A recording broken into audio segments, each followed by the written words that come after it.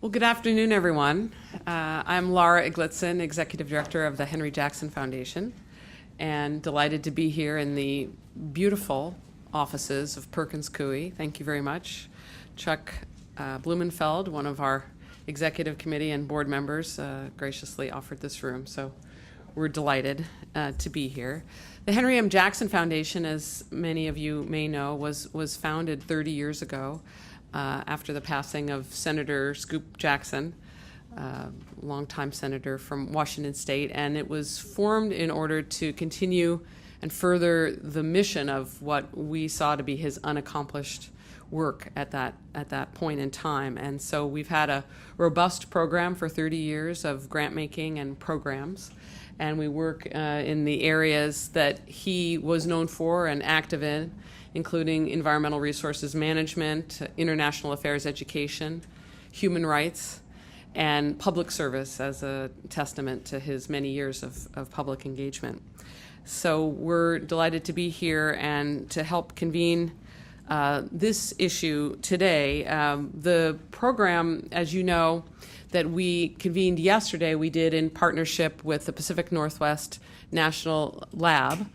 Gretchen Hund was the manager of the Center for Global Security at PNNL, and she and her colleagues did a terrific job of pulling together a really diverse group of people, about 35 people from national, state, and local governments, from other national labs, from business community, from NGOs, and from academia. And they were discussing this very interesting intersection between the impacts of climate change on national security. This is an issue that is very dear to our hearts, and we were very impressed with the caliber of the individuals and the conversation. So credit really goes to Gretchen Hund and her team, and to our team at the Jackson Foundation, my team at the Jackson Foundation, for bringing together this really extraordinary group of people to have this very high level of dialogue. We also have, we want to give credit to Larry Phillips, King County Council member Larry Phillips, who actually surfaced the idea to some of his fellow board members at the Jackson Foundation as something that really got to the core of Senator Jackson's interests and beliefs, and we immediately embraced it as very fitting for the Jackson Foundation. Jackson really was a giant in the environmental field, and really accomplished a lot in terms of environmental resources management, including, as I was talking to someone about, helping to create some of the national parks in our state. And but also, as you probably know, he was very interested and committed to our nation's national security. So the two things are really a natural fit for the Jackson Foundation, and we really continue to believe that this is a critical topic. So without further ado, the point of today's session is really to give you a snapshot and the highlights of some of the main points that emerged from yesterday's sentence and some of symposium, and some of the key sense of urgency that emerged, and to really give you a little taste of what we discussed yesterday. And I'd like to begin by asking Larry Phillips, King County Council Chair, to start us off. Thank you. Laura, thank you. It's a pleasure to be with you today. I want to express my deep appreciation for your leadership at the Jackson Foundation, and Gretchen, for your wonderful leadership at PNNL to bring us together on an incredibly important topic. Just quickly, I did have, as well as being on the Jackson board, an opportunity to be on U.S. Senator Henry M. Jackson's staff. He was a leader who could look over the horizon and spot issues that were critically important to the nation's future, and lead and be willing to say to the American public and to the world, we need to embrace this issue and we need to deal with it effectively. So someone who admired that, and certainly the Henry M. Jackson board continues to do so, those issues don't go away with any one U.S. Senator's demise. They are in front of us, but carrying on in his spirit, we've tackled this issue as well. Just very quickly, I was very impressed, as Laura mentioned, with the caliber and the breadth of the people who were with us yesterday to devote an entire day of their professional lives to come together and to address climate change and its impacts on national security and our way of life as Americans. Yesterday's conversation, it confirmed my very strong view about the urgent need for us to tackle this very challenging issue of climate change locally, the state level, the national level, and at the international level as well. I think we can say with certainty, that was clear from our scientists in the room, that climate change is here. That debate is over relative to the scientific community, and the impacts that we're seeing as a consequence of climate change are very real. Two of those scientists are with us here today. If there's a question for decision makers at all levels in terms of how we prepare, they are able to answer us as well as we move forward. And that is the question, how to prepare, and that was in front of us yesterday. How can we begin to deal with it as a very challenging topic to communicate to the public? It has been so far. It will remain so as we move forward. I think the most important thing for us to do is to lead on this issue. The threats are here in many locations, and each of them is unique relative to how we address them. So, some of the connections between climate change and security may not be readily apparent or straightforward. Others are obvious to us, and all of them are critical, and it's crucial that we pay attention to them and deal with them. So yesterday, from those in the military who were with us, we learned that decision makers definitely need to answer questions like whether bases are at risk from floods and tidal inundation, whether heat can decrease training opportunities and force readiness. And even if our bases are protected, we heard that the risks remain if an extreme weather event cuts off a base from its surrounding community, where most personnel live off base. That becomes a very real issue in terms of whether they can get to their duty stations. They may not be able to do so if an emergency is apparent.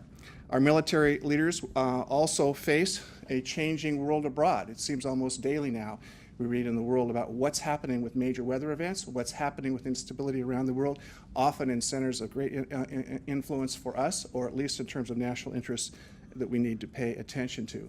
Rising sea levels can harm freshwater reserves, which can also lead to conflict. Changing rainfall patterns can cause drought, undermining crop growing patterns, and most importantly, food security for people throughout the world and in this nation. Lack of food and water can force human migrations. We're beginning to see that, though not well documented yet. We're beginning to see the migration of people because of water and food issues. And that, of course, puts stress on weak governments, and that then looks in terms of an international response and involvement of the United States because of it. Military and political decision makers will need to make choices about how to plan for humanitarian needs, and both domestically and abroad. That puts more stress on already stressed budgets and our ability to pay for those actions. And actions that we have here at home also require us to mitigate climate risk, and those cumulatively can be a security risk for all of us living in the United States. So we need to protect our critical infrastructure. We deal at a local level with roads, water, sewage, conveyance systems and treatment, as well as our electric grid. All of these are issues in which we have to prepare for the future in a very different world because of climate change. So if security is about protecting ourselves and also continuing our way of life, and we are challenged by one of the great issues of our day, climate change, we need to step up, we need to lead, we need to make sure that we're not denying this issue, but embracing it as leaders do to make sure that we have a continued way of life for all of us. As local elected official, as one of many here, I'm pleased and be honored to chair the King County Council. Our region has been very fortunate to advance efforts in this regard, both to mitigate for the effects of climate change and to adapt in terms of what it means to our infrastructure and our way of life. In that regard, our council passed unanimously, and that's with a very diverse philosophical views on our council. While we are nonpartisan by charter, we do affiliate political views, 5 Democrats, 4 Republicans, coming together to unanimously endorse an ordinance to specifically address climate change here in King County. It's called the Strategic Action Plan. We have spent time developing it. We put it to good use. We are implementing that plan at this point. It is action-oriented. It's a plan for now and for the future to get us prepared. So in this arena, we have documented the threats for sea rise, water supply, wildfire, I should say, and disease pandemics.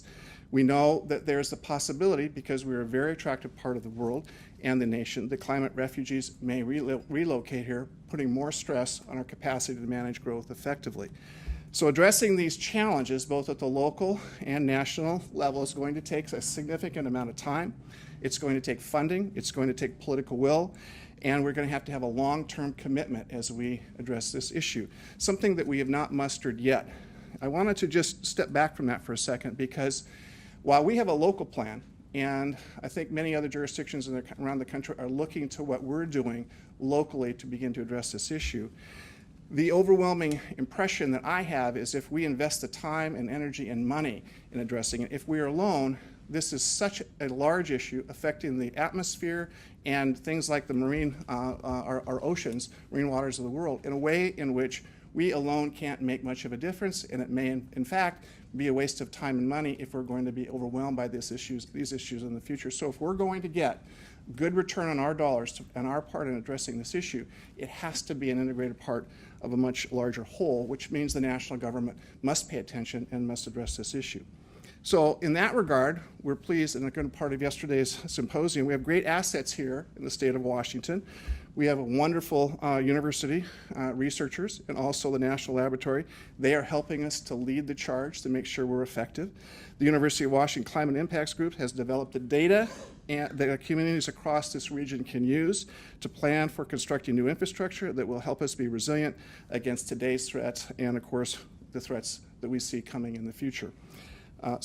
We are blessed in that regard to have a good team locally, but again, they were joining us in our call for work at the national level to address this as a security issue as well.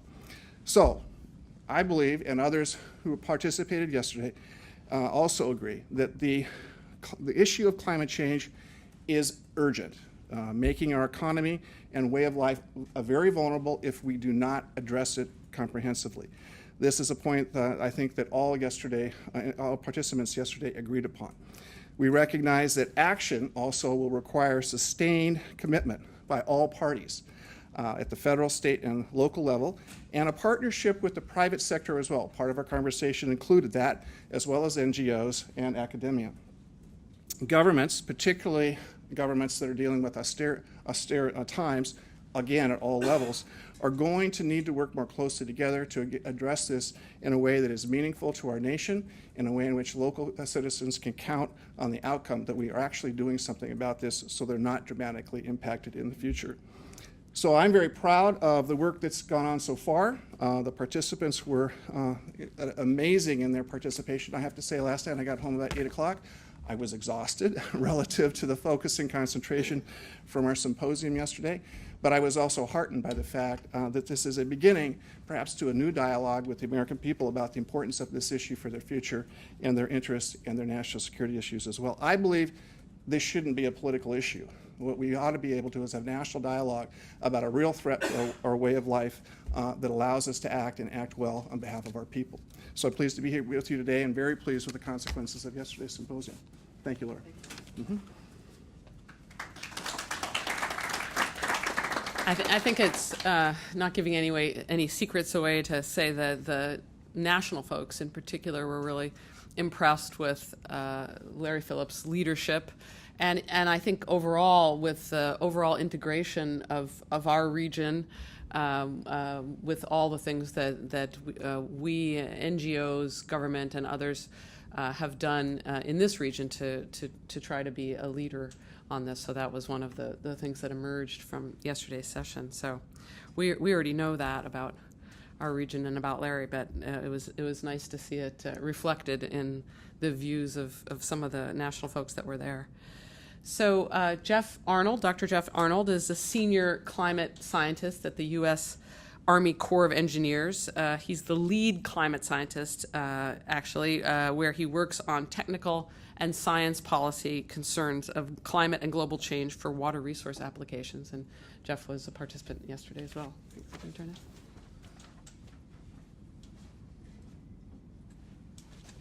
Thanks very much, and thanks for coming, and thanks also to the Foundation, to the Jackson Foundation, and to PNNL for pulling this together. It's a great opportunity to have the message moved forward, both in the structure of yesterday's meeting, where we're talking in some sense to ourselves, some people inside government trying to make clear what we know that we're doing in our own pieces, and then make clear what we can provide for other pieces of government at all levels, so that what the federal government can provide to state and locals, and what we can learn from state and locals, where most of the adaptation to climate change will have to take place in the first place.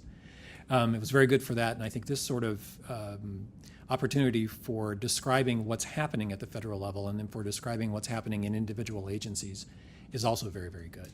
I'm going to leave you with two ideas generally in the few minutes I have here.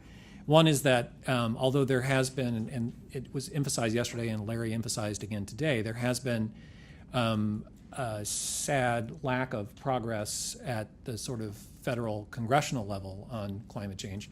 There has been an enormous amount of work at the level of the executive branch. There's been an enormous amount of work by individual federal agencies, and then with coordination across federal agencies to both consider and characterize the specific threats from climate change, and then to characterize the vulnerabilities that differ from in different places and for different types of projects and different kinds of things and missions that the federal government does, and then to work on how we can adapt those things that we do to reduce our vulnerability and increase our resilience to climate change impacts. So, for example, my agency, that's the first thing. The second thing I want to tell you is some examples of the kind of things that the Corps of Engineers is doing both for the Army and the Department of Defense, and the sorts of things that we're doing for our missions for water resource management as well. So in the first case, one of the things you might not know, but you would be able to find pretty easily now after I tell you, is that after President Obama signed Executive Order 13514 in October of 2009, all federal agencies were required to produce and file climate adaptation plans and reports. And if you're interested, you can go to you can Google up the White House, or 13514 and find it. You can find ours, the Corps of Engineers, as well at our site, which is corpsclimate.us. That's core, C-O-R-P-S, climate.us. It's a URL that we thought was very easy to remember when we first created it, but every time I have to explain it and spell it out 3 or 4 times, it's less fun now than it was when we created it. So you can find our plan. You can't find our 2014 plan. Those are being produced this month, and they will go to the White House for review by the Council on Environmental Quality and the Office of Management and Budget, and then the White House will make those available at some point later this year. You can see our plan at our site from last year's, and you can see all the other agency plans that were required to file plans at the CEQ site from the White House. So that will give you an idea about what's actually happening in government and how agencies like the Corps, like the Department of Interior, which has within it the constituent agencies, for example, of Bureau of Reclamation, which does work that's very similar to the sort of work that we do, Bureau of Land Management, those kind of agencies, what their plan is for adapting to climate change.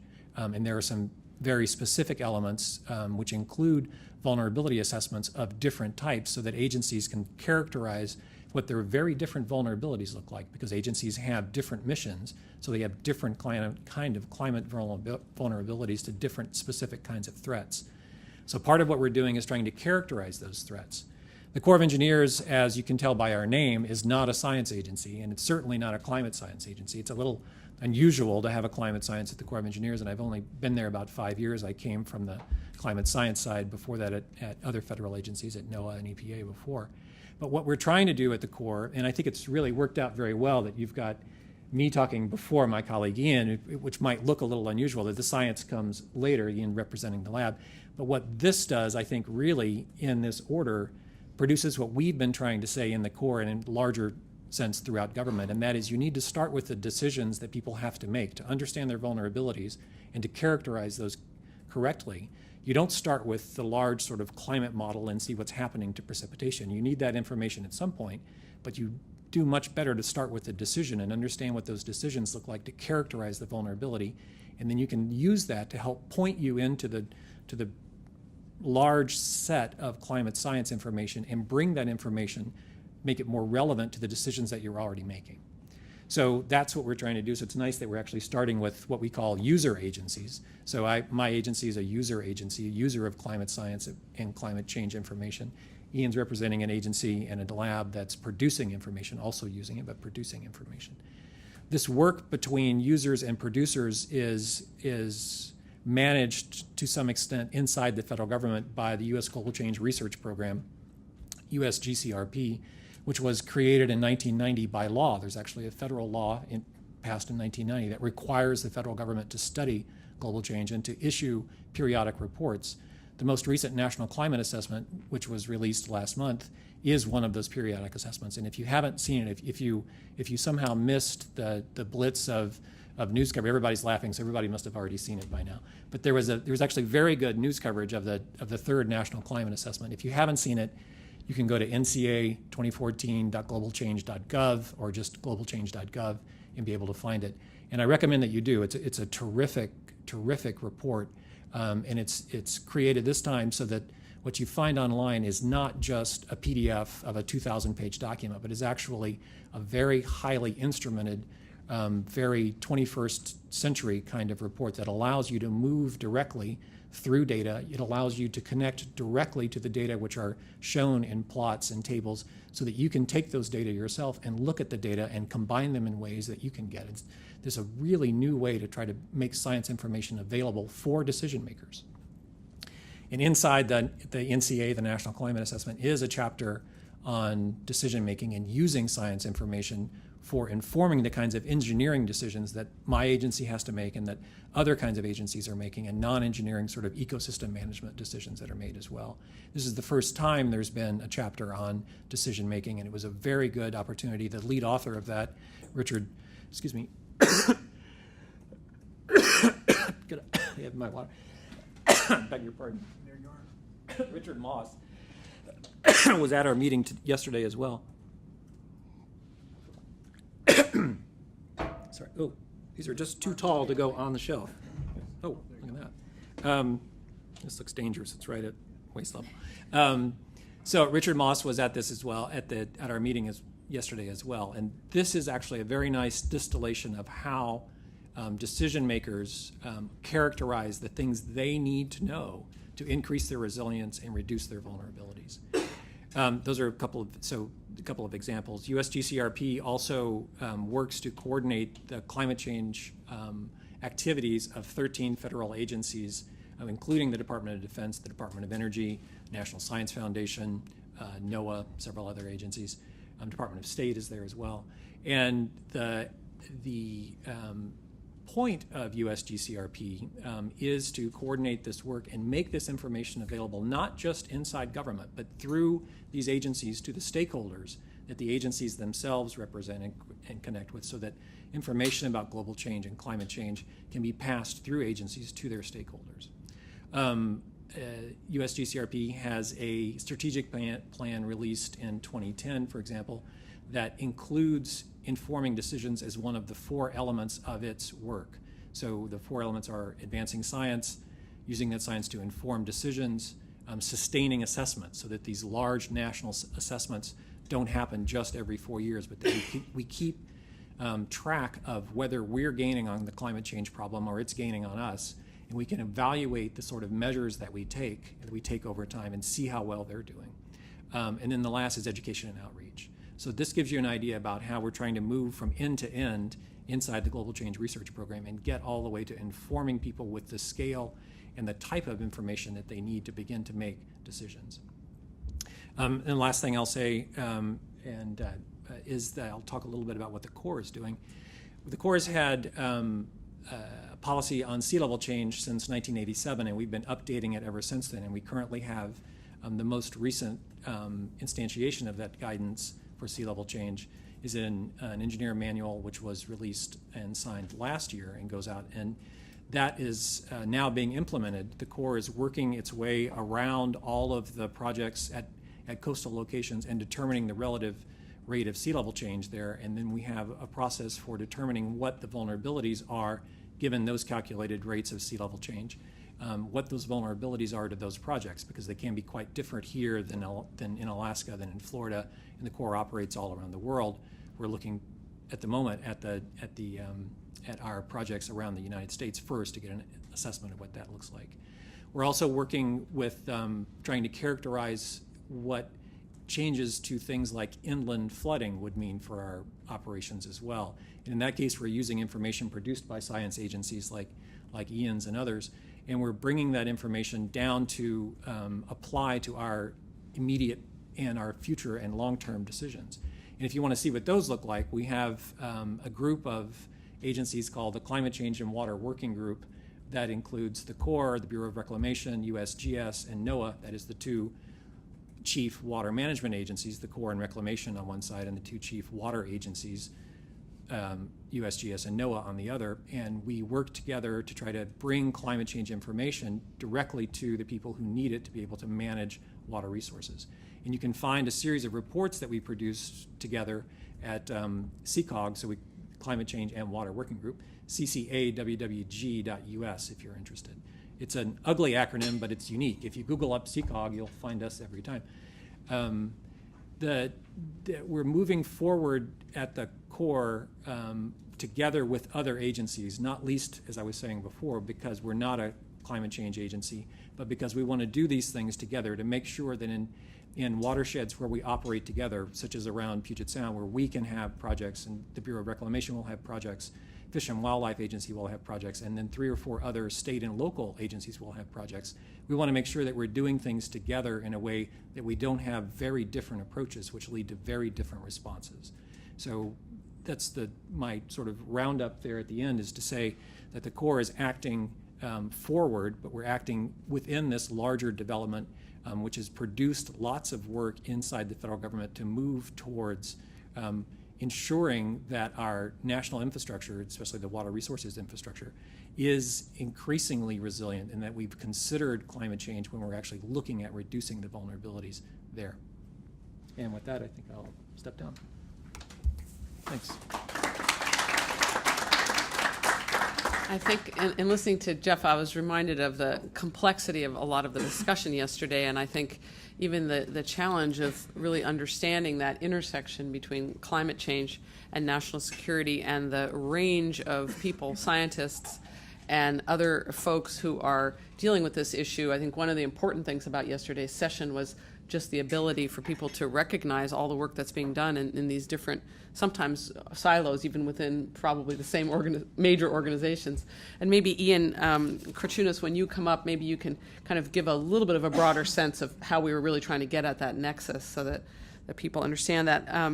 So Ian Kratunas is one of the many scientists in this very rich Pacific Northwest National Lab of tremendous depth in this issue, but he is Deputy Director of the Atmospheric Sciences and Global Change Division.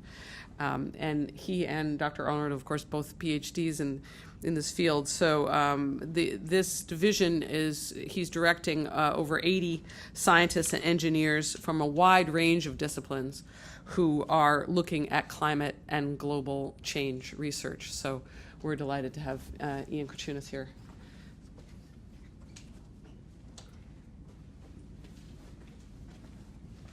Thank you. I'll first just start by saying I echo everything that Larry and Jeff said. I think that they're spot on with their comments.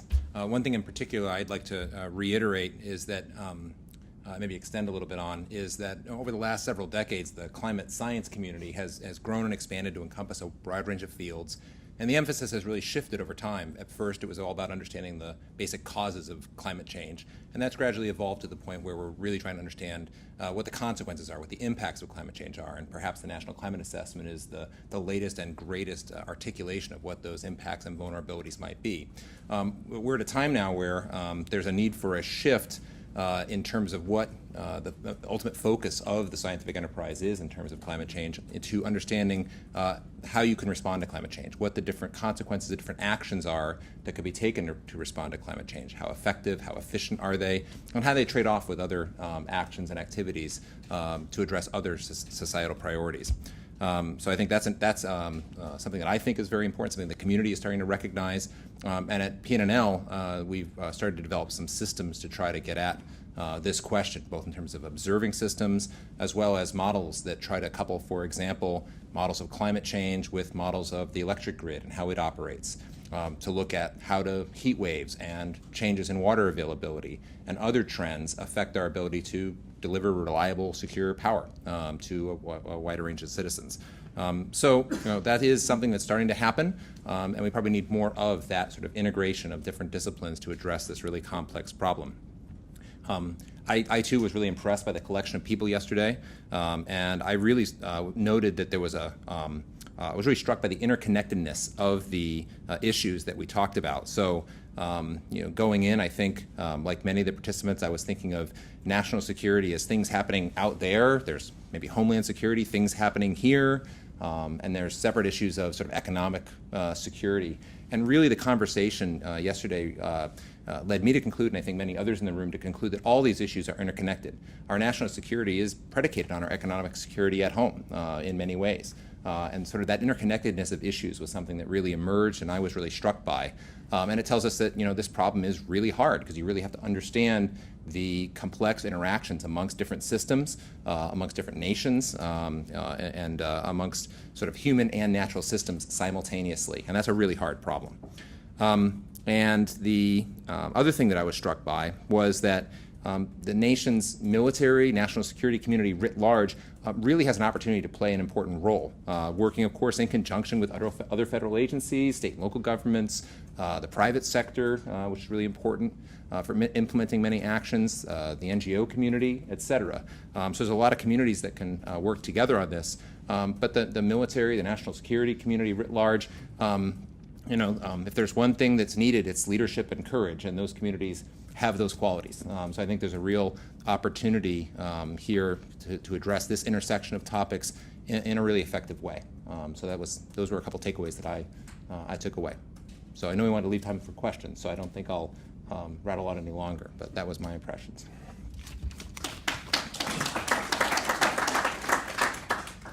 Yeah, hopefully it's not giving away a secret to say that one of the leaders that we had yesterday, Congressman Norm Dix, who's now on our board, and I think the void without him in Congress is something that many of us feel. But he really showed why he's been such an impressive leader all these years and spoke very passionately about this issue. So we hope to keep him engaged, and I think it would be hard to stop him from being there. So now we'd like to open it up to questions, and because of the television cameras, we will, I guess, be repeating the questions or for the microphones, and we'll ask the respondents to come up to the microphone.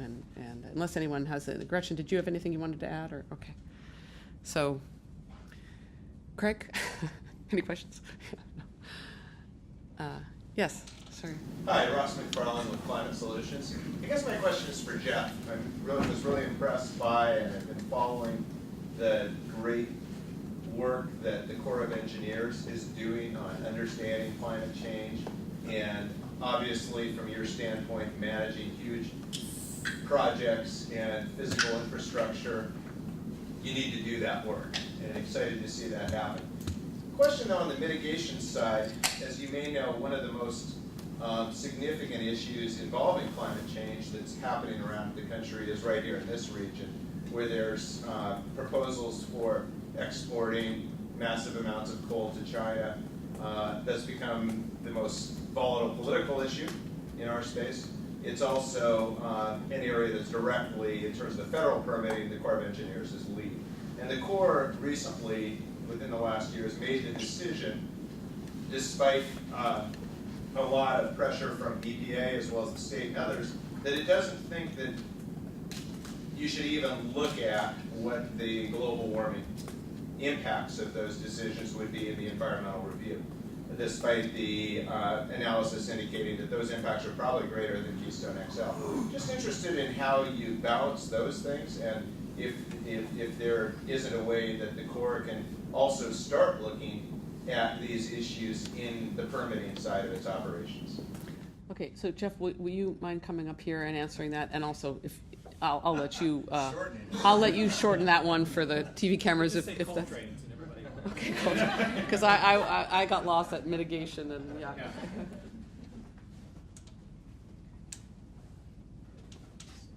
Yeah, thanks very much for the question. And the question was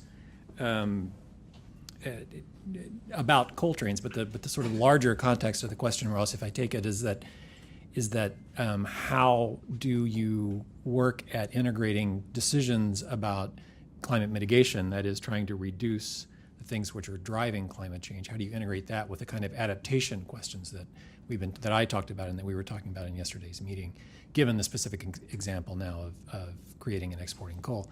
And I'm going to apologize here and disappoint you by not answering that question. The decision, I can give you the name of the public affairs officer here in the local Corps district who would be very happy to talk to you about it, but I work for the National Corps of Engineers. I do it from the University of Washington here, but I don't work for the local office, the local district as well. So, but I can certainly give you her name and you can talk to her and you can get any information from her about that as you want. So.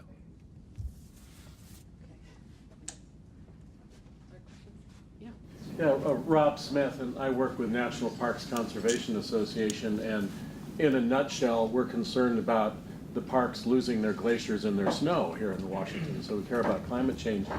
But one thing in reading through, just glancing through this stuff, and I wondered if there was more discussion, was there's a lot about awareness and adaptation. Is there anything in the way of solutions, or what should we be taking action on? Because this comes at a time this week when the Obama administration's announced additional controls on future CO2 emissions. And so are there policy recommendations on behavior we ought to change so it doesn't make the situation worse that's embodied in this? Gretchen, do you want to talk a little bit about what we're trying to kind of accomplish? I think that might be good.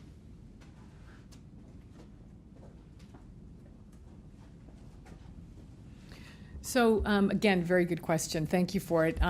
We were focused primarily really looking at this issue of adaptation. What can we do to try and basically try to improve on the situation as far as what the models and what the future state's going to look like.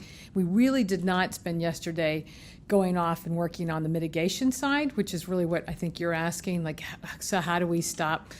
We were really interested in finding out, for instance, one of the panel members had spent quite a bit of time doing the models regionally, and we did look at snowpack, and we did discuss snowpack, and did see, I think, by 2080, great reduction. In fact, the Northwest chapter that was referred to in the climate impacts in this report is quite good, and you can see how the snow ends up just traveling north into Canada, and how there is going to be a great reduction, and also the time of year that snowpack comes.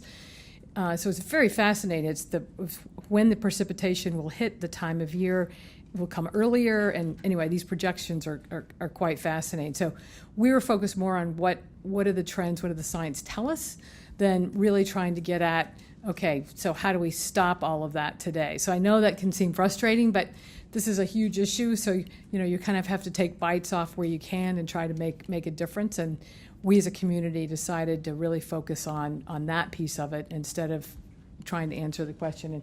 And does any of you want to follow up? Larry wants to follow up? Come on up.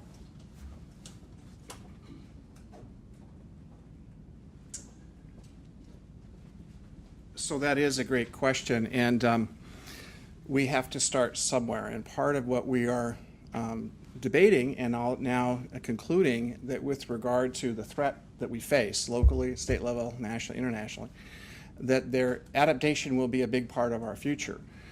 The question then is, I think, is you embrace the fact that this is happening, that these threats are real, and we have to adapt to that future.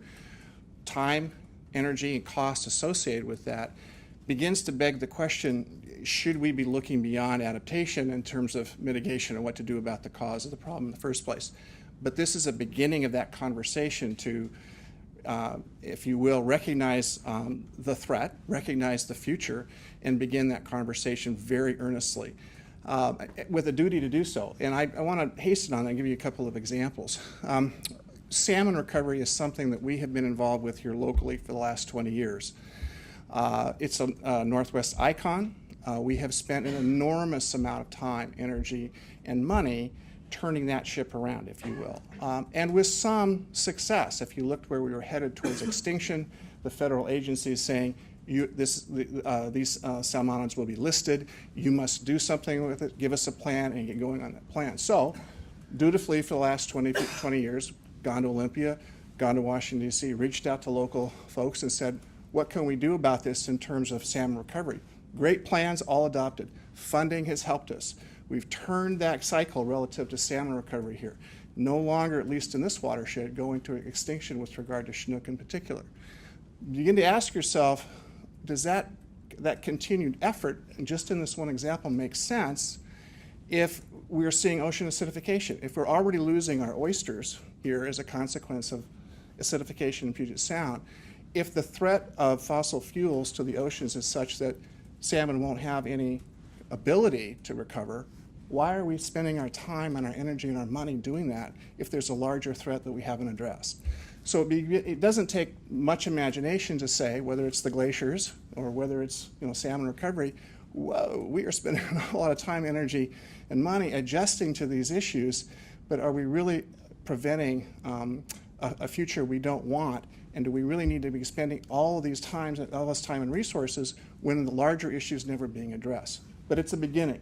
We're seeing the threats, we're seeing what it means, we're seeing what happens to our budgets locally, state, nationally, and it begins to ask the larger question, how much of the resiliency can we test in these natural resources, in our financial resources, in our wherewithal, before we simply can't address them anymore and we're overwhelmed? I think it's a beginning, but these are very connected issues between adaptation and our ability to not mitigate in the future.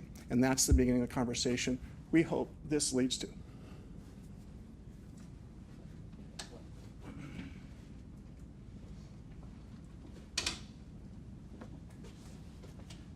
So I just wanted to add one thing to that point, which is by looking at the climate change issue through a national security lens, there were a couple of times that we came across sort of opportunities where mitigation was front and center. One, for example, that I learned about is, one of the critical security issues for maintaining forward operating bases is, you create a lot of vulnerability for fuel supply lines. And so the military is very interested in reducing the energy footprint of their operations writ large as a security measure. And so there's a natural synergy there, right, between need to reduce fuel use, increase energy efficiency, which would also reduce carbon emissions ultimately by a switch to more renewable energy sources and more efficient energy use. So that was one synergy that we saw that had that lens on. Another one that was discussed is, the United States could potentially exercise some soft power by developing and leading the world in developing new energy efficiency technologies, developing new power systems that use, that are lower carbon emitting type of technologies. And to the extent that the United States can be leaders in sort of developing those technologies and helping make sure that those get adopted more widely, that could accomplish the dual aims of increasing sort of international influence and thus national security, as well as potentially carbon mitigation goals. So there were some synergies, even if most of the focus was on the adaptation topic. I'm Steve Wilhelm from Puget Sound Business Journal. And speaking of adaptation, I wonder, especially thinking maybe Larry and Ian or Jeff, could you say any sort of maybe each one of you a concrete specific that you see in the next 5 years you'll have to do in the Puget Sound area to adapt or prepare, and maybe come into a cost and how you're going to do that? Just I'm thinking of our readers and some real concrete things you see coming at us.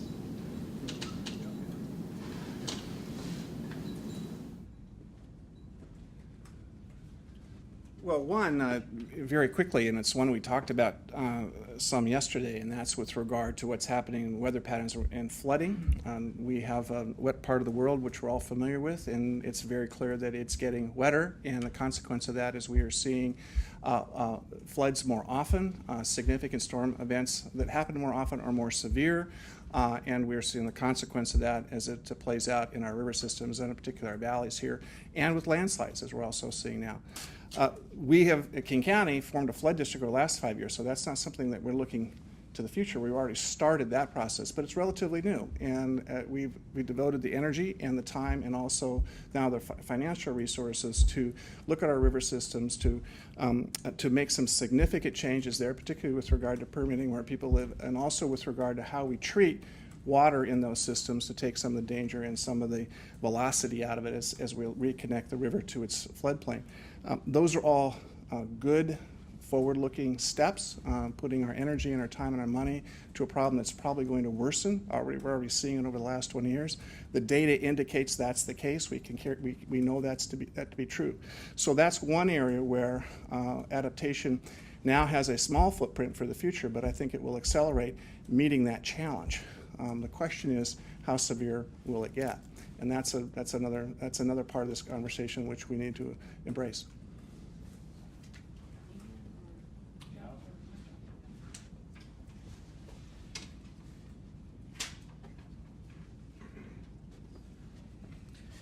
So the question of sort of what needs to be done, we can talk a little bit about. The question of how much it's going to cost anybody is very, very difficult to get at. I mean, that there have been both national and international estimates. The most famous one several years ago, the Stern Report, which is trying to make an estimate of what climate change is going to cost and what adaptation will cost to that. And they produce very, very large numbers, but they have very, very, very large uncertainty bounds on them, both in all the streams of calculations that go into them, and then at the end they become very uncertain. But at local cases, some of the adaptation measures that we're going to take will look like small increments, small changes on the kinds of things that we're already doing.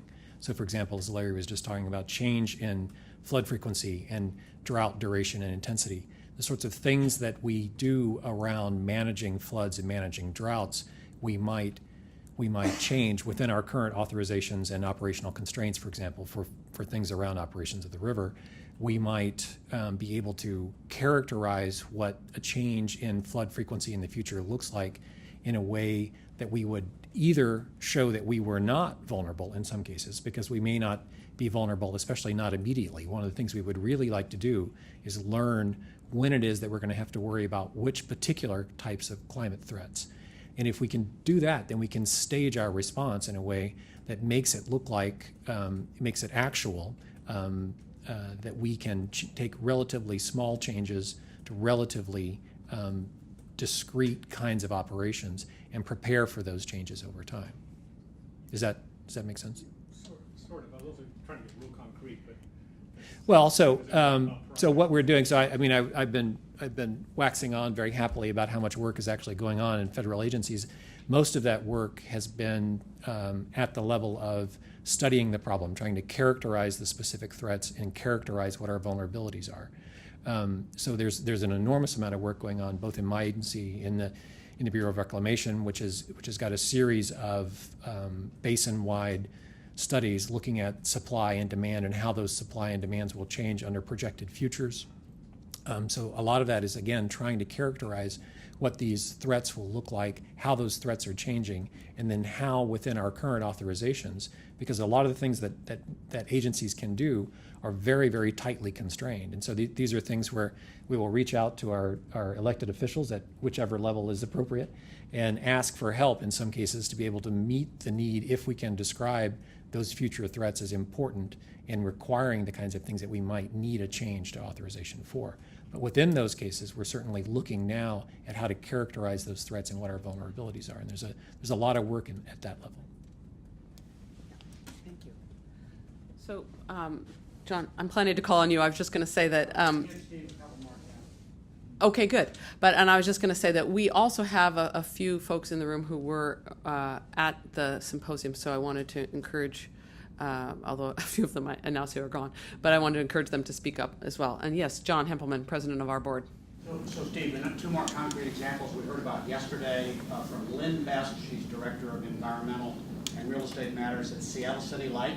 You know, Lynn, utilities all over the country, because of the fact that fire season is getting longer everywhere. It's no longer a couple months, it's now multiple months. Utilities like Seattle City Light are doing more clearing around their major transmission lines to protect them from forest fires and to protect the electrical grid, which is part of our national security as well as national defense. Secondly, they're taking steps to reinforce their towers in landslide-prone areas. What we heard from Lynn yesterday was the Oso slide stopped at the base of several of their major transmission lines from Diablo which provides a very substantial part of the electric power to Seattle, to Boeing, to the military bases that are here in the region. So those were two, I heard those concrete steps being taken from Lynn. Do we need to warn anyone about the rules from yesterday? Yeah. We do have to be a little careful because the conversation yesterday was off the record. So we may want to, we might want to double check before we quote that.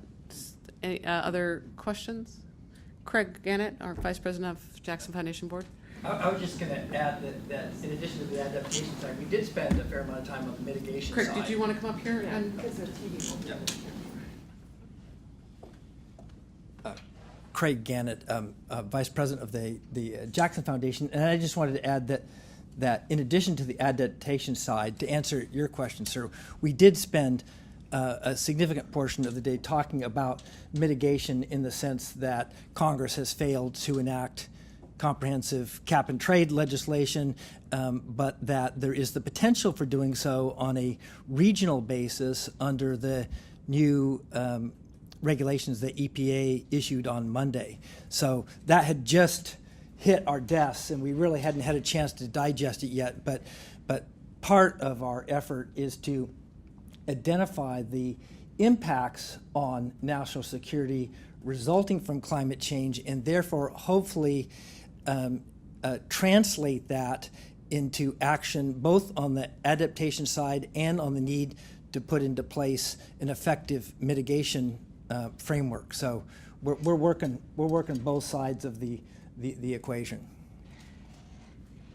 That's all I wanted to add. Eileen, quickly, climate solutions. Ian mentioned at the end of his remarks, he used the term leadership and courage, which is most certainly something that I think we are in short supply of at the national level at a time of crisis in the climate. And I'd like to know, did you talk at all about the influence that the national security, potentially national security part of our government might have, and what are the ways in which we could potentially get through and past the logjam? And it may not be possible given the stranglehold that the fossil fuel industry has on our Congress. But it's crucial that we get there, as well as all the efforts that we're trying to do locally and what we can do under 111D. Without that, we are in serious trouble. Did you discuss that at all? So we did have members of the military and representatives present, and I think it's fair to say that there was a lot of conversation in general about ways to communicate about this issue, and I think recognizing that the nexus of national security and climate to a certain extent provides one with at least a new and maybe less fraught way of communicating about an issue that obviously is already impacting. I think one of the participants did say that it's not clear that talking about things from the perspective of national security necessarily gets you further in the climate change, that there was some thought that maybe talking about health or economics might be a way of getting there. So we did spend a fair amount of time wrestling with, I think naturally wrestling with ways to communicate and maybe more powerful ways of getting messages across. But I think having uniformed military and at the table really focuses the attention, and actually that really was Larry Phillips's idea when we began this, that this would be a way of gaining attention of the populace, of policymakers, of the media in a way that unfortunately, the sort of NGO leaders and other political leaders have not always been able to do, maybe for lack of courage. And there are a number of efforts underway that we heard about, at the meeting. The Center for Naval Analysis work, which is putting out the recent reports. They have an ongoing program where they bring military leaders out to different communities, and those are unconverted communities where they're trying to talk about the intersection between climate change and national security with that audience in mind. So I think that was one of the things we learned. Yeah. Gretchen, yeah. So just to add to that, Laura mentioned CNA, and actually under CNA there's something called the Military Advisory Board, and one of our members yesterday is the executive director for that, and it's made up of very, very esteemed both generals and admirals that are retired, and they're the ones that Laura was referring to that just published this report just in the last 10 days. In fact, she was at the White House the day before, the morning she flew out here for our meeting. I think we have a few extra copies of the report out front, and so I really encourage you to pick one up, because it's so great when you have these admirals and generals being able to say, you know, my runway is going underwater. I am not going to be able to protect Guam. And then all of a sudden someone goes, well, maybe this really is an issue we need to be taking a serious look at. So it does help having that, excuse the pun, but that brass behind you to know that, you know, here are some extremely well-respected people, including a woman, I should say, who made up that board, who came out with these results. And their first report was in 2007, and there was kind of the big red flag. This is a huge issue. We need to be watching it. And now it's more the catastrophe is really here. It's not something we you know, that's way in the future. And so I think that the immediacy of it is an important point. So I just wanted to add those couple of extra.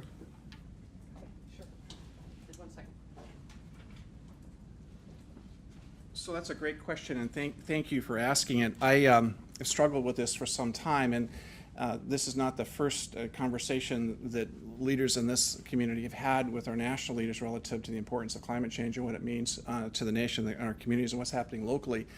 But it's clear that just a scientific conversation so far has not carried the day, nor have we been able to sort of address the importance of this issue just as a matter of natural resource protection or the environment.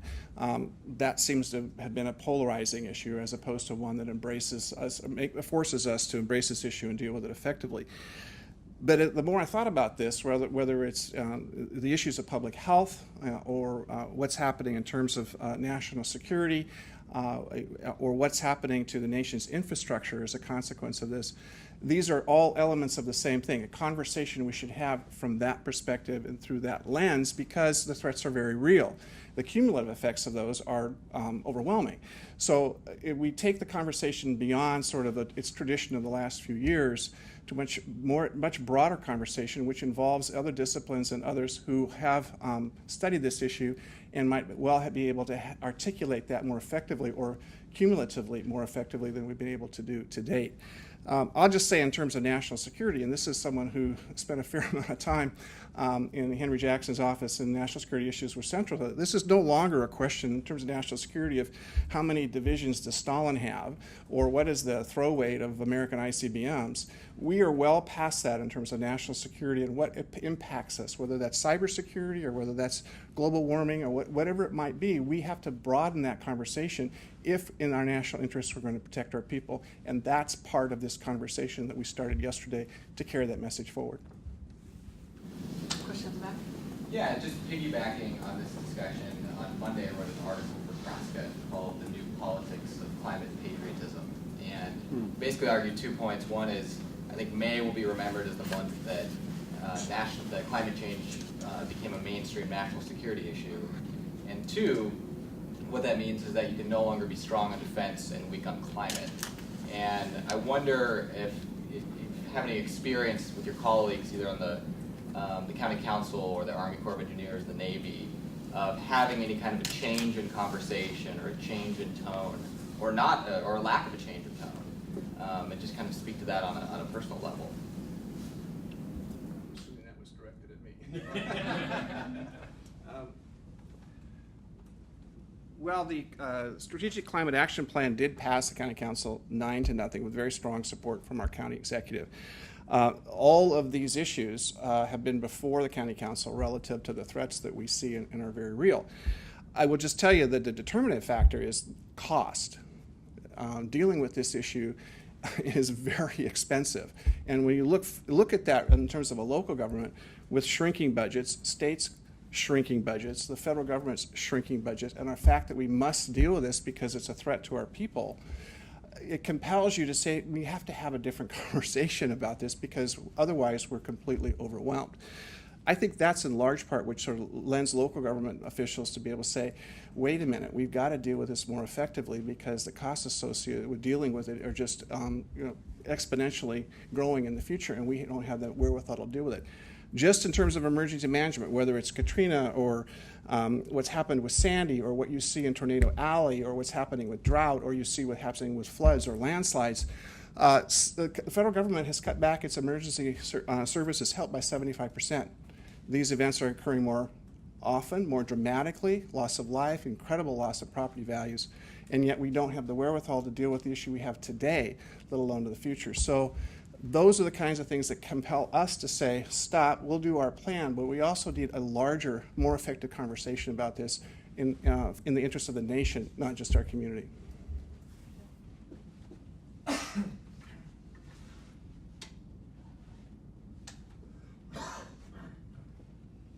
Yeah, thanks very much. And I'll talk a little bit about the specific response inside the Corps, which has a non-DoD appropriation, but of course we're part of the Department of the Army, part of the Department of Defense, and then I'll talk a little more about what's happening in the Department of Defense. So what we see inside the Corps is that at all levels, at sort of the operational level and at the very top management level, the Corps is commanded by a 3-star Army general, currently Tom Bostic, who's exceedingly motivated for understanding climate change and making sure that the things that the Corps is required to do, that the very specific kinds of missions around infrastructure, both for civil works and for military construction all around the world, that those things have considerations for climate change as a part of them, and that it naturally becomes a part of those considerations, so that climate change is not something that's bolted on at the very end, but that it's actually baked in at the beginning, so that we can begin to do our work with these considerations inside of it.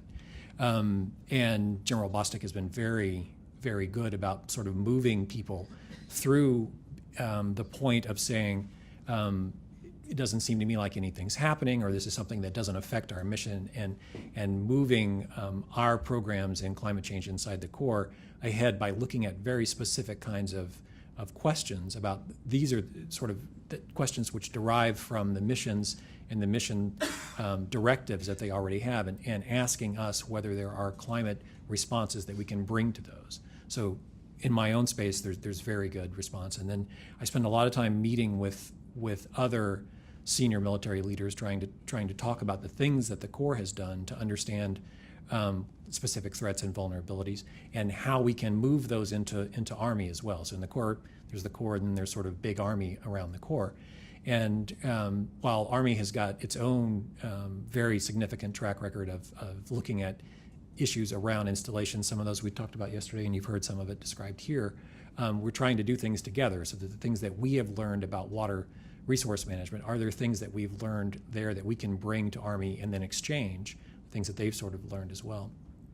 So those discussions up through Army have been working very well as well. And in my experience, that these are, because these are exceedingly practical people, right? These guys in green suits, and when they perceive an obstacle to what they have to accomplish, and they take their mission so seriously that when they perceive an obstacle, they immediately begin to look for ways to overcome that obstacle. And there's been an enormous amount of enthusiasm, both sort of across the various wings of the Pentagon and down through the Pentagon layers as well. One thing I would say, that one more example from that, and this sort of brings us back a little bit to this question about what's happening on the mitigation side, and that is another aspect of this executive order from October of 2009, signed by President Obama, Executive Order 13514, requires all federal agencies to set targets for reducing their own greenhouse gas emissions, from the greenhouse gas emissions from the commuting and business travel, and from the power that they either generate or buy themselves. And so they had to take a baseline, and for a lot of agencies, including my own, no one had ever taken a baseline of what those were. So actually constructing that baseline is very tricky to do. Take a baseline and then draw a slope down to 2020 and show how much you're going to be able to reduce over time. And DoD has got very specific targets to hit by 2020. So, I mean, this also, I think, demonstrates that there is an enthusiasm and an understanding, I think, which is not always obvious, because it's a little bit cumbersome to talk about. And it doesn't lend itself to an immediate kind of description about what's happening. But just as both sort of on a personal briefing sort of basis, and then on an actual delivery of change, there's certainly a lot of action. Hi, Jackie Miller, World Affairs Council. I want to come back to mitigation. I think we need to take it up a level. We've talked local, state, national, but for mitigation efforts to be effective, they have to be global. These have to be international efforts. And given an international framework, the UNFCCC, that's fundamentally political and fundamentally broken or ineffective, perhaps more charitably, and I understand this is outside the day-to-day parameters of what you normally do, so feel free to bat it away, but what does U.S. leadership look like on mitigation efforts at the international level, given what we've got to work with?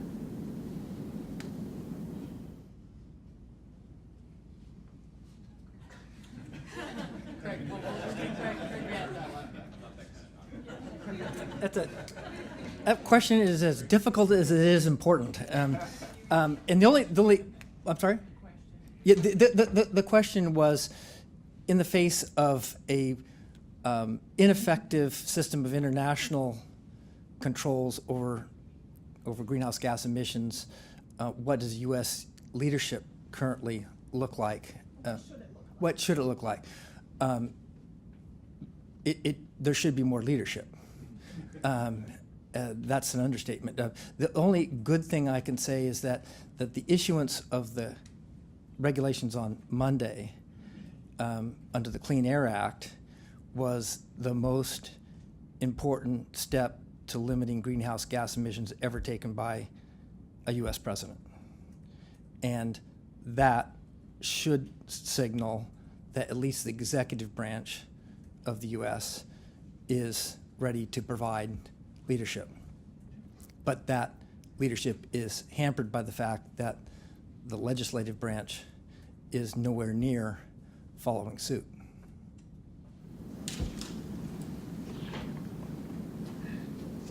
Yeah, I have a quick question. Was there any discussion at your meeting about the state of predictive analytics in terms of using predictive analytics and, say, their 3D visualization of those analytics to help drive decision-making both in the public sector and private sector, and just the general communities to help? Because, you know, a 2,000-page report is absolutely vital, but it's also a cure for insomnia. Most people aren't going to read it, and pictures tell 1,000 words. So if you had, you know, if you were able to capture, you know, some of the predictive analytics, I know there's some in the private sector that are working on that, and you could add a layer of 3D visualization, that could really bring some of the complex, multiple cascading of negative effects and put them all in motion. I think that could help advance communication and help decision-making going forward. Was there discussion on that topic?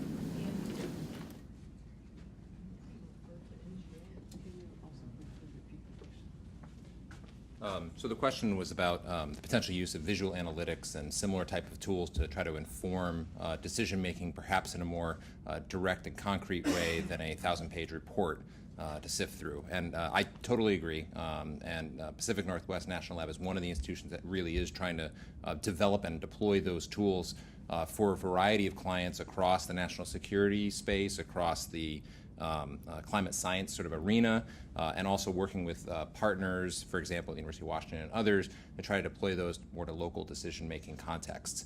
And there's a wide range of tools, not just sort of visual analytic-based tools. And there was some discussion yesterday about, well, wouldn't it be great if you could walk around with an iPad to show someone whose home was just swept away by a flood that these are going to be more common. Here's what your street is going to look like in 30 or 50 years with the next storm that comes in, as one example of the type of tool that might be helpful to inform local decision making.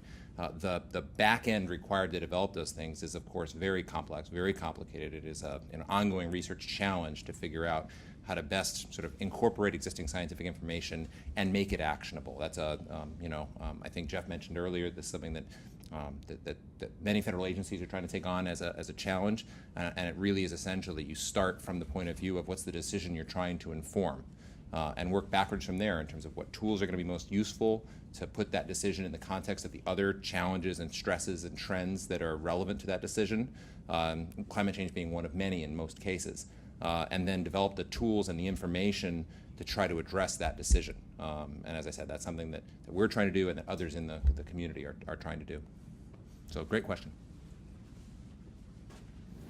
All right, I can add. I was hoping we could encourage her. All right. Our real expert. Visual analytics. Identify yourself. Okay. Hi, I'm Nadia Bliss. I'm an assistant vice president in the research office at Arizona State University. I was humbled to be part of this group yesterday. We, as you can imagine, have some water-related issues that are kind of the opposite of yours. And you may be familiar with the work of our president, Michael Crow, whose focus has been very much on impactful science. So our entire university is kind of focused on how do we make sure that we're addressing problems while also advancing the state of research. So one of the things that I've observed from being at ASU, and I've only been at ASU about a year and a half, is how important it is to bring both the stakeholders and the social scientists into that predictive analytic process. It's actually funny, so we have a decision theater. We have this concept of a decision theater network, and there's a decision theater in Tempe, Arizona, and there's a decision theater in Washington, D.C. They're interconnected. And our president actually says exactly what your question was, is nobody wants to read that 200-page report, but what you want is salient and contextually informed set of facts that are relevant to the people in the room. And some of the efforts that we have ongoing, where we work very closely with our county water managers, because water is a huge issue for us. I mean, we're also very impacted by California's water issues because a lot of our policy is driven by kind of the state of California, in addition to our own drought conditions. And the environment that we've built doesn't just include the models and the simulations, it also includes the policy implications. So for example, you can look at, what happens if you restrict the use of individual pools. Of course, there's also this very social implication. If you tell people in Arizona not to have a pool, you're going to have a whole other problem on your hand.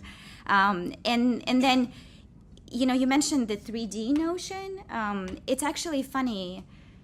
I would claim that 3D, while nice, is probably not necessary. But what is really important is a very clear indicator, like you're in the red, you're going to have no water, right? Or you're in the green and you're okay, right? But that indicator has to be compelling to the decision maker. And the decision maker may not want to see, the error bars and the models and the equations. And I'm a computer scientist equation person myself, so I have full respect for the equations by all means. But what they may want to see is, based on this policy that was enacted in this year, this is what we can do, and these are the parameters, and the parameters impact the population in the cities and the economy in such and such a way, and this is connected to the economic models. So there's a lot of discussion in the room about that, and I think some of the work that we're thinking about doing jointly with ASU and Pacific Northwest and in other laboratories is to connect a lot of those models together to really pull out the salient features. But I think what I would leave with is, as we think about analytics, we have to be very careful about who they're for. And that process of actually bringing in the stakeholder into the design of the analytic process and the analytic system is vital. Because if that information is not compelling to the decision maker, they're not even going to look at it. And if the models and the data sets from which those decisions are driven are not the models and data sets that they count on, they're also not going to look at it. And then we spend lots of time developing tools that nobody's using. So Thank you for having me. Yes. It's nice to get out of 104-degree weather. I'm interested, you mentioned the impact on the power grid and impact on Guam. Were there other national security impacts that were identified at the meeting yesterday that were high priority for national security?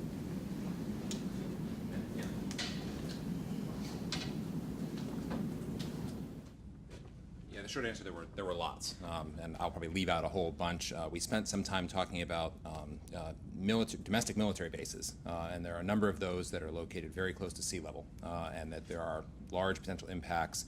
I know there's a lot of work being done on some of the East Coast bases, particularly in the Hampton Roads area, which is already subject to a number of flooding events and could potentially be in much worse shape with sea level rise and potential increasing storm intensities along that region. Some of the others that were talked about were the fact that most people, a lot of people on military bases don't live actually on the base, and so any event that happens, whether it be a wildfire, landslide, flooded road, that impacts the ability of those people to get to their duty stations, and that was an impact that we talked about. Oh yeah, Arctic was another big one, right? So we've already seen a big reduction in Arctic sea ice, and that's projected to continue, and to the point where there are a number of countries and companies considering using the Arctic for shipping. And that this creates sort of a new dynamic in terms of the need to protect those waters and ensuring safety up in those regions. This is another area where there are clear national security implications for our naval forces.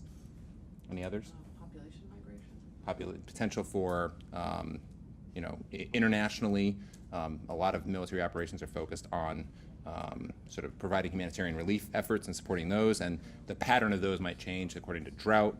Migration patterns induced by drought, changes in food security, and some of those trends we're already seeing and may have already impacted some of the events that are unfolding. And the underlying issues that underlie the Arab Spring in terms of innovation and food prices. Yeah, so this brings up one big challenge, I think, that we have as climate scientists, right? Which is that it is often very difficult to connect a particular event, right, to a particular. This is due to climate change. Superstorm Sandy was due to climate change. It's a hard case to make that for any one particular event, but you can often make the case that such and such event is more likely under climate change than it would have been had climate change not occurred. And likewise, when you deal with these events like the Arab Spring, where there's clearly a multitude of forces at play, I think the way that the CNA report phrased it was perfect, which is that climate change can be a threat multiplier. And these stresses that are already existing, it could just be adding to those by putting it over the top, breaking the camel's back, so to speak. And that's really what a lot of the conversation focused on. But I think that some of the same issues of complexity that we face in the sort of domestic climate change issue is that you don't want to be too quick to just say, Arab Spring, oh, that was the rice price shortage or whatever it is, and then tie it quickly to national security and climate change. But the issues are definitely underlying. Yes, you had a question? This is a small border question, but it's one that's important to us, and I know that we're currently in negotiations with the Columbia River Treaty, and the water, of course, the source of the Columbia happens to be in Canada, which is also true for a large part of the Montana water system. So given that this is ongoing, they estimate it's going to take another year or so, is the force of reduced water perhaps in the Canadian watershed, is that part of the negotiation? Is there a methodology whereby when these things occur, that's automatically something that becomes part of the question? I have not seen anything about that in the newspaper. I've tried to research it a little bit. I'm just curious because it's actually fairly near and dear to our hearts, I think. Right, so Columbia River Water Treaty.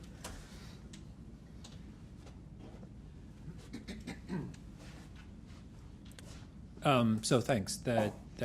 The Corps of Engineers and the Bonneville Power Administration are both working to reach this set of information which will inform the decision this year about what to do for the next treaty, so about whether to have another treaty, whether to continue without a treaty, and how to negotiate a new treaty. There's been an enormous amount of climate change work done both on the U.S. side and on the Canadian side, and a very surprising level of sharing of information around something that could be quite contentious, right? Because there's money that it moves from the United States to Canada to compensate the Canadians for hydropower production that is foregone because they keep their reservoirs lower than they normally would, because we're effectively paying for flood storage in Canada in that sense. So trying to understand what was being discussed earlier about some of the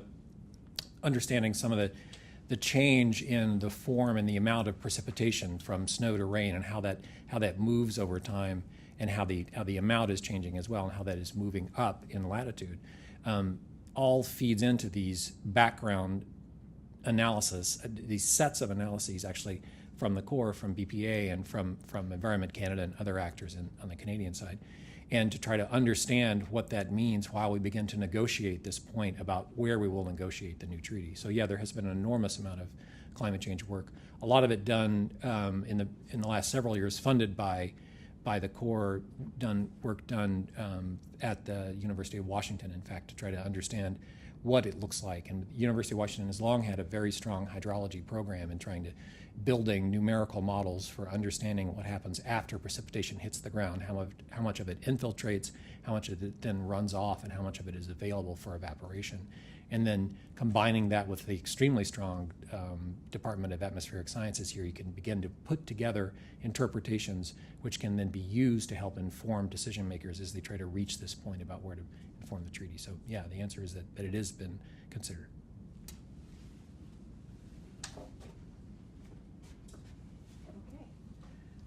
Well, if there are no more questions, then I guess this concludes our briefing. I want to thank Larry, Jeff, Ian, and Gretchen, and for helping us out on debriefing all of you on our great symposium yesterday. And thank you all for coming. I'm sure that people will be happy to answer more questions if you want to come up and talk privately. But thank you very much, and thanks again to Perkins Coie for hosting us.